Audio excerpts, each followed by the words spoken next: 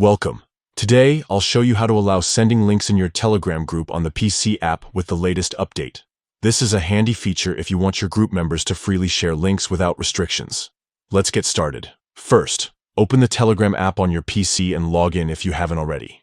Next, go to the group where you have admin privileges.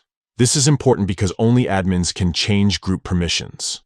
Once you're inside the group chat, look to the top right corner and click on the three dots icon. This opens a menu with several options. From here, select Manage Group to access the group settings.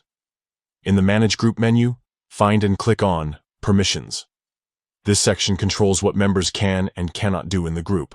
Now look for the option labeled Send Media and click on it. Inside this submenu, you'll see a toggle for Embed links. Enable this by clicking the switch to allow members to send messages containing clickable links. After enabling Embed links, make sure to click Save to apply the changes. And that's it.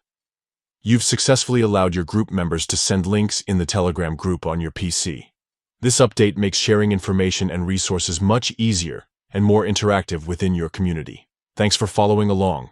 Enjoy your enhanced Telegram group experience.